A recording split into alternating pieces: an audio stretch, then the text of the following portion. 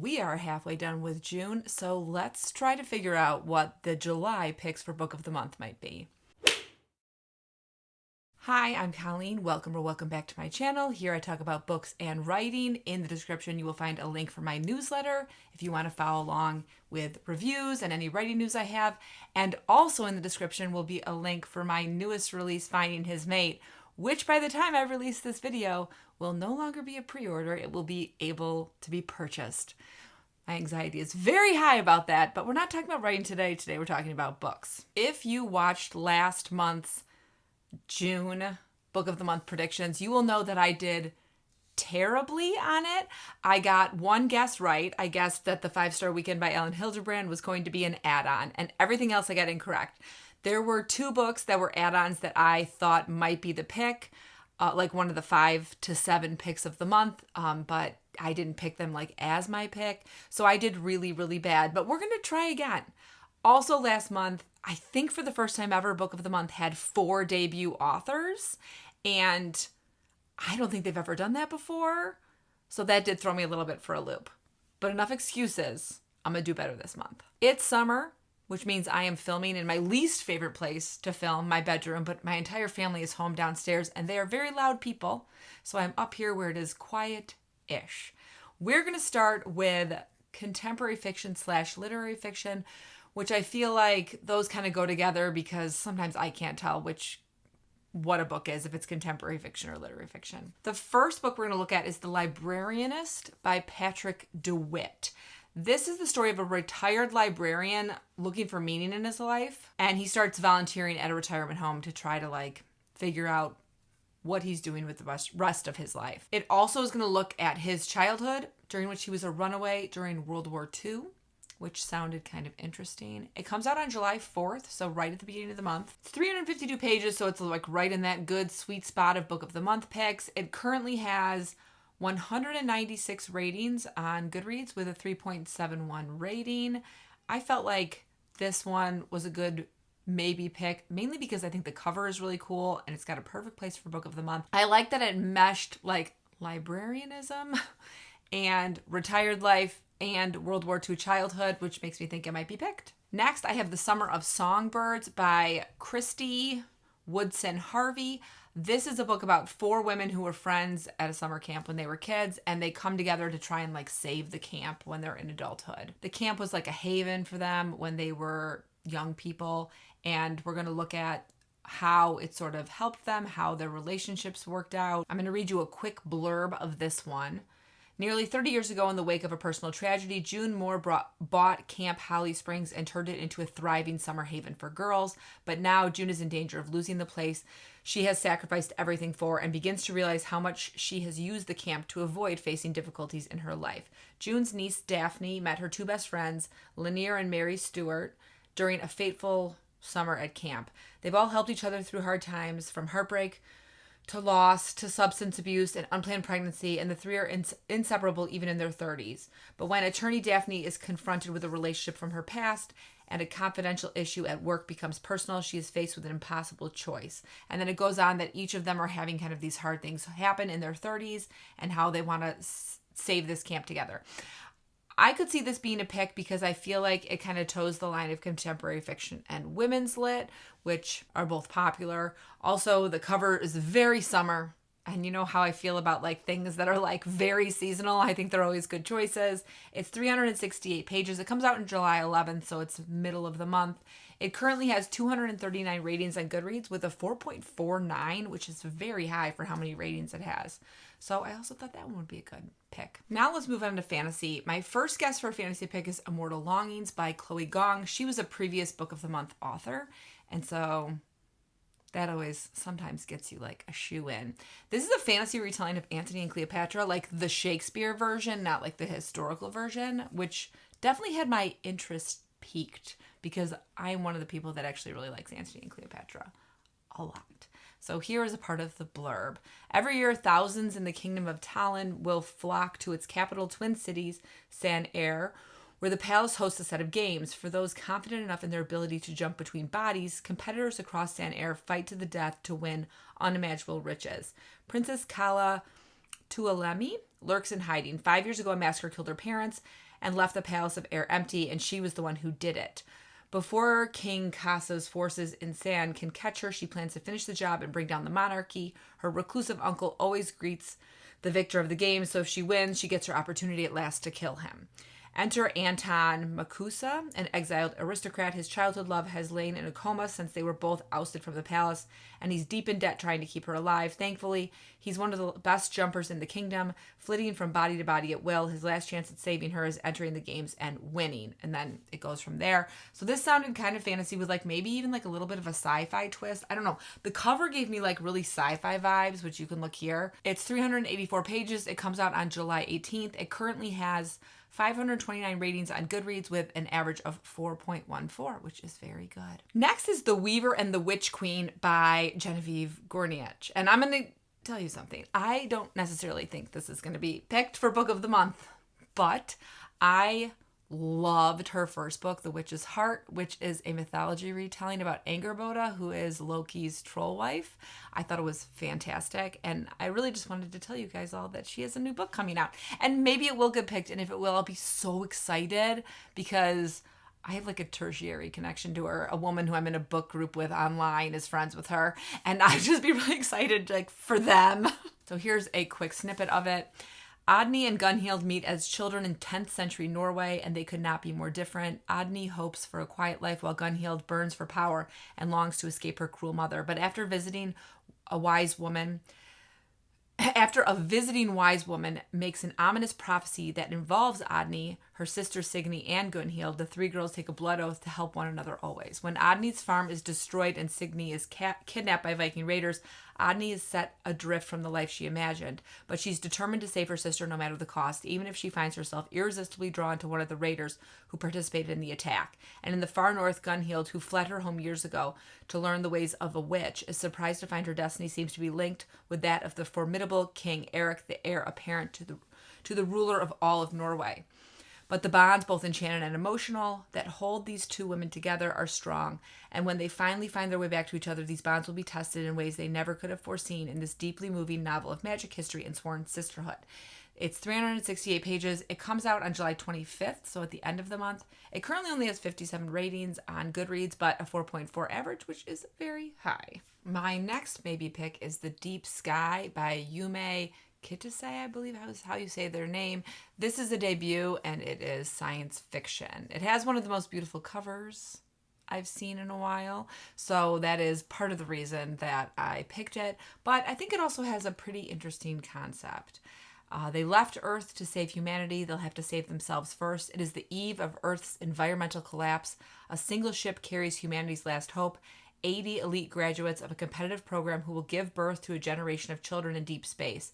But halfway to a distant but livable planet, a lethal bomb kills 3 of the crew and knocks the Phoenix off course. Asuka, the only surviving witness, is an immediate suspect. Asuka already felt like an imposter before the explosion. She was the last picked for the mission. She struggled during training back on Earth, and she was chosen to represent Japan, a country she only partly knows as a half-Japanese girl raised in America. But estranged from her mother back home, the Phoenix is all she has left. With the crew turning on each other, Asuka is determined to find the culprit before they all lose faith in the mission, or worse, the bomber strikes again.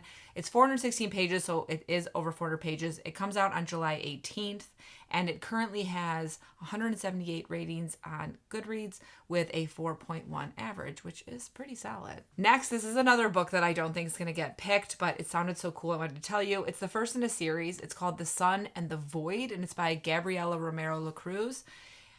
It's also got a very cool cover. I don't know if this will get picked just because of, you'll see, because it is the first in the series. I don't know. Raina is desperate, stuck living on the edges of society. Her only salvation lies in an invitation from a grandmother she's never known. But the journey is dangerous, and prayer can't always avert disaster. Attacked by creatures that stalk the region, Raina is on the verge of death until her grandmother, a dark sorceress, intervenes. Now dependent on the Donya's magic for her life, Raina will do anything to earn and keep her favor, even the bidding of an ancient god who whispers to her at night. Eve Kasari is unwanted. Illegitimate of mixed heritage, Eva is her family's shame. She tries her best to be perfect and to hide her oddities, but Eva is hiding a secret. Magic calls to her. Even though she should fight the temptation, magic is a sign of the dark god, and using it is punishable by death. Yet it's hard to deny power when it has always been denied to you. Eva is walking a dangerous path, one that gets stranger every day, and in the end, she'll become something she never imagined. This is 511 pages, so it is kind of long for Book of the Month, but I just wanted to tell you guys about it. It's coming out on July 25th, and it is obviously fantasy, but also has some LGBTQ themes. And it currently has 199 ratings on Goodreads with a 3.78 average. And with that, let's move on to romance. I only have 2 picks for romance this month, and it's tricky because they're both previous authors, and I could see both of these books being picked, and so I think one might be picked and one might be an add-on. But let's start with Hello Stranger by Catherine Center. Catherine Center's been picked a lot. She's had a lot of books on Book of the Month. This one is about a woman named Sadie Montgomery. Sadie Montgomery never saw what was coming, literally. One minute she's celebrating the biggest achievement of her life, placing as a finalist in the North American Portrait Society competition. The next, she's lying in a hospital bed diagnosed with a probably temporary condition known as face blindness. She can see, but every face she looks at is now a jumbled puzzle of disconnected features. Imagine trying to read a book upside down in another language. This is Sadie's new reality with every face she sees. But as she struggles to cope, hang on to her artistic dream, work through major family issues, and take care of her beloved dog, Peanut, she falls into love, lust, a temporary obsession to distract from her real problems, with not one man, but 2 very different ones, and timing couldn't be worse. If only her life were a little more in focus, Sadie might be able to find her way, but perceiving anything clearly right now seems impossible, and it goes on. And that just seems very rom-com-y. You know, that plot line. It comes out July 11th, 336 pages, and it currently has 4,319 reviews on Goodreads with a 4.25 average. You gotta love those romance books with just so many reviews on Goodreads before they come out. And the next one I think might be picked is To Have and to Heist by Sarah Desai. She has also been a Book of the Month pick, I think 2 times. I'll put here how many she's actually been because I can't remember off the top of my head, but I'm pretty sure it's more than once. Here's the blurb for you. Simi Chopra is on a bad luck streak. She's lost yet another job. Her student loan debt won't stop growing. Her basement apartment is a certifiable flood zone, and now her best friend has been accused of stealing a multi-million-dollar diamond necklace. To put it lightly, she's desperate for a break. That's right when Jack waltzes out of the bushes and into her life. Jack is just as charming as he is mysterious. When he offers to help her find the missing necklace and steal it back, Simi jumps at the chance to clear her friend's name and collect the substantial reward. But every good heist needs a crew. All she needs to do is transform a ragtag group of strangers into an elite heist crew, infiltrate a high society wedding, and steal the necklace from a dangerous criminal before the happy couple say I do. Meanwhile, the bride is keeping secrets, a detective with a slow burn smile keeps showing up at her door, and the ultimate robbery might not be the wedding con, but the way Jack is stealing her heart. I don't really even like rom-com, and that sounds pretty good. I like a good heist story. It's 416 pages, which is a little long for a romance, but not that long. I mean, if it was 30 pages shorter, it would be perfectly normal. And it's coming out on July 18th. It currently only has 42 ratings on Goodreads, which seems a little low, but maybe the ARCs just came out, and it has a 3.9 average. Let's move on to historical fiction, which is definitely the genre that I have the most probable picks compared to everything else. There's a lot of historical fiction coming out this July, which sort of makes sense because July I feel like is a big reading month. I feel like historical fiction is a pretty popular genre across the board. So let's start because this section's going to be long. My first guess is King of the Armadillos by Wendy Chin Tanner. I picked this one because it's like a little bit of like a different historical fiction, and I'll read you the blurb so you can see what I mean. Victor Chin's life is turned upside down at the tender age of 15. Diagnosed with Hansen's disease, otherwise known as leprosy, he's forced to leave the familiar confines of his father's laundry business in the Bronx, the only home he's known since immigrating from China with his older brother, to quarantine alongside patients from all over the country at a federal institution in Carville. At first, Victor is scared not only of the disease but of the confinement and wants nothing more than to flee. Between treatments, he dreams of escape and imagines a life as a fugitive, but soon he finds a new sense of freedom far from home, one without the pull of obligations to his family or the laundry business or his mother back in China. Here in the company of an unforgettable cast of characters, Victor finds refuge in music and experiences first love, jealousy, betrayal, and even tragedy. But with the promise of a life-changing cure on the horizon, Victor's time at Carville is running out, and he has some difficult choices to make. That just sounded like really different from anything I've ever seen as like a Book of the Month pick. which is why I thought it would be a cool one. It's 336 pages. It's coming out July 25th at the end of the month. It currently only has 36 ratings, but it has a 4.3 rating average, which is very high. So we'll see. Next up, we have Crook Manifesto by Colson Whitehead. Harlem Shuffle was a pick before, and these two are kind of connected. Crook Manifesto is like kind of a sequel. Here's the blurb. It's 1971, trash piles up in the street, crime is at an all-time high, the city is careening towards bankruptcy, and a shooting war has broken out between the NYPD and the Black Liberation Army.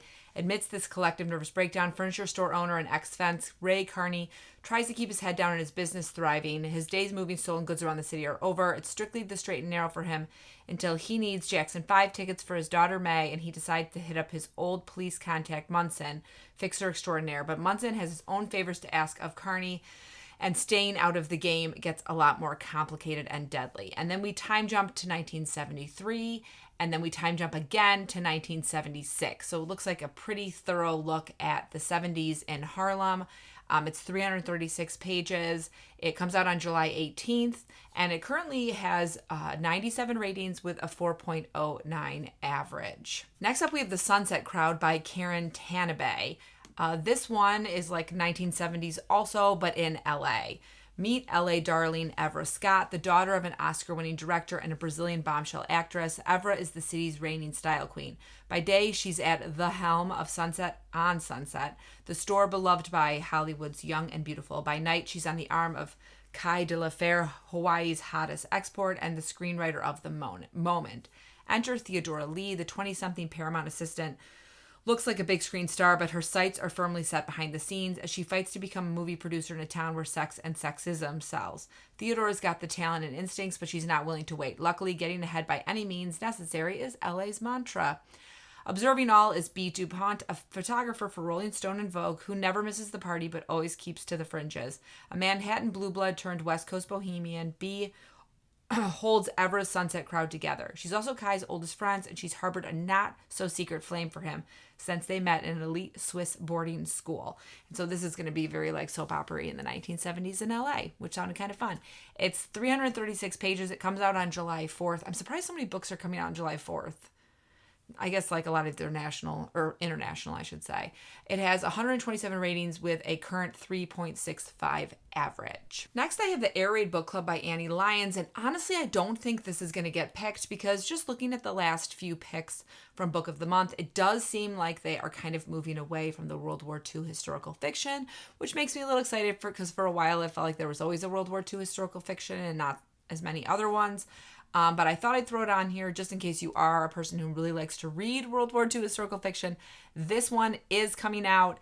It's London. It's 1938. There's a bookstore. You know, you get your World War II story. It's 336 pages, coming out on July 11th. Currently has 148 ratings with a average of 4.4, which is very high on Goodreads. Next, we have Canary Girls by Jennifer Chiaverini, I think is how you say it. This is a World War I story, not a World War II. And this sounded kind of cool because it reminded me a little bit of Radium Girls, which came out, I don't know how many years ago that was, but about the women who were affected by working with radium. Rosie the Riveter meets a league of their own in New York Times best-selling novelist Jennifer Chiaverini's lively and illuminating novel about the munitionettes who built the bombs in Britain's arsenal during World War I. And they all had a lot of like exposure to bad chemicals. So this is the story. This story is told, which is a true story, but from the point of view of a 19-year-old former housemaid named April. She decides to go work with the munitions and because there's higher wages. We also follow Lucy Dempsey, who is the wife of an Olympic gold medalist, and he is currently serving. He's a footballer, a soccer player. So she's trying to like do her best to help out at home. The Helen Purcell is our last narrator, and she is the wife of the boss. And then we find out that these women start getting these serious unexplained illnesses and how the chemicals that they are handling might be causing this. It is 432 pages, so a little long. It does come out on August 8th, so it would be an early release. and it currently has 44 ratings on Goodreads with a 4.32 average. And I saved the best for last for historical fiction because I'm pretty sure this is the pick. Book of the Month on the app always releases a clue. Here's a screenshot of the clue, and I think that this clue means this book. It is The Sea Elephants by Shastri Akella, which that clue made me think sea elephant. I don't know. It looks kind of like a whale, but I don't know. Hopefully this getting at least one right.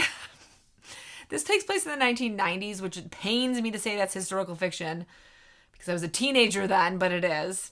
Shagun knows he will never be the kind of son his father demands. After the sudden death of his beloved twin sister, Shagun flees his own guilt, his mother's grief, and his father's violent disapproval by enrolling in an all-boys boarding school.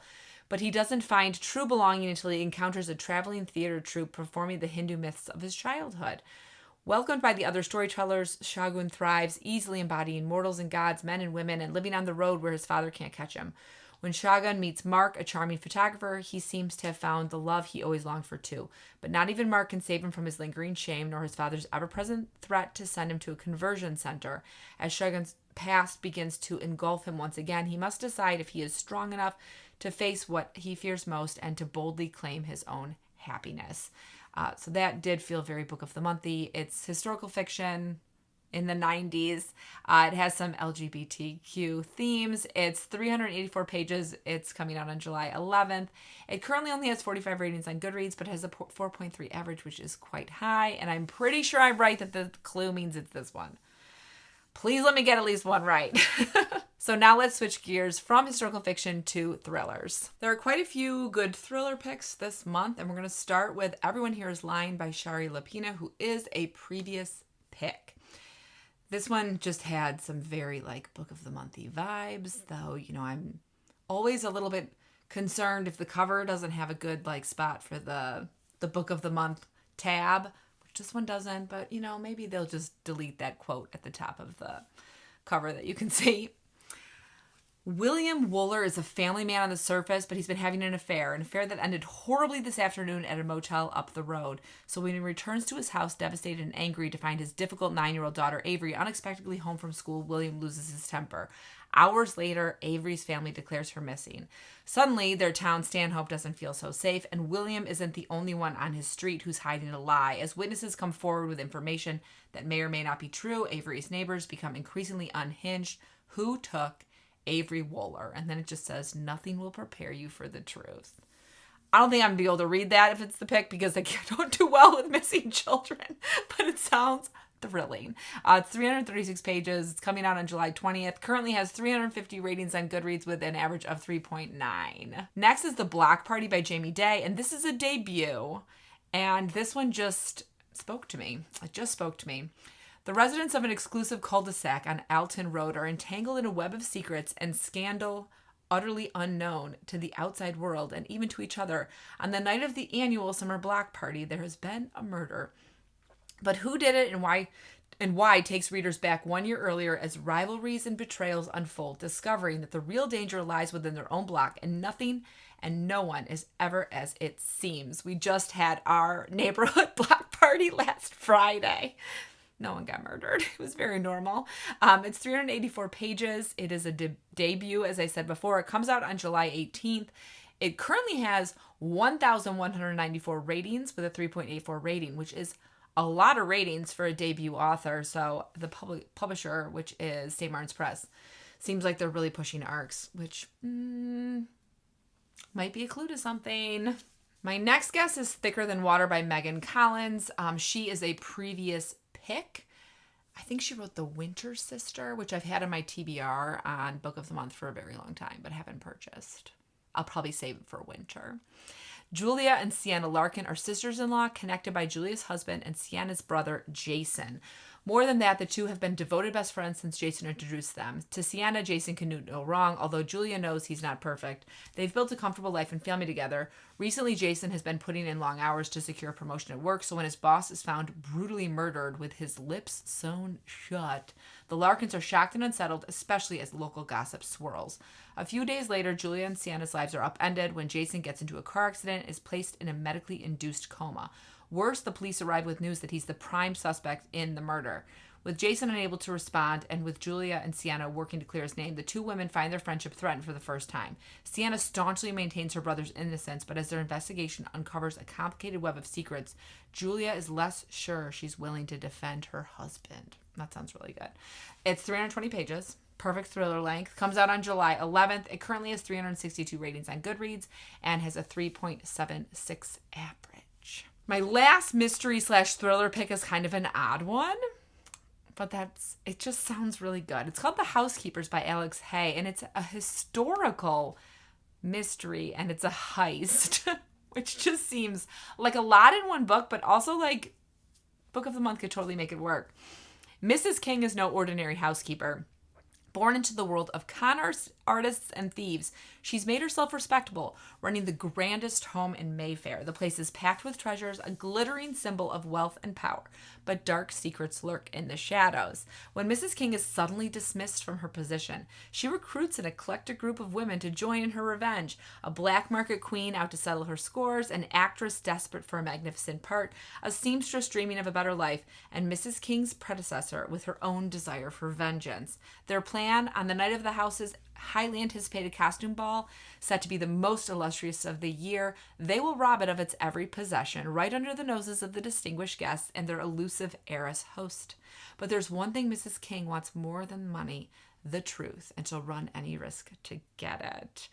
This is 368 pages. It comes out on July 4th. It's got 299 ratings on Goodreads with a 3.79 average, and it just has such a cool cover and such a cool premise. I don't know, one to watch. So Book of the Month doesn't always pick a horror novel, but they do every couple months, and so there are 2 horror novels coming out in July that I felt like had to be mentioned because I feel like this month one of them might be picked. The first is Silver Nitrate by Silvia Moreno-GARCIA. She's been a pick 3 times, I think, with Gods of Jade and Shadow, Mexican Gothic, and I think The Daughter of Dr. Moreau was an Adam, but I can't remember. So this is her new book.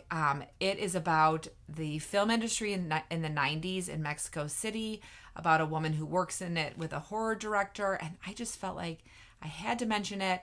It is 336 pages, comes out on July 18th, and currently has 473 ratings on Goodreads with a 4.05 average. At the end of the video to see what I think about that one. And then the second horror novel that seemed like maybe a pick was Her Little Flowers by Shannon Morgan.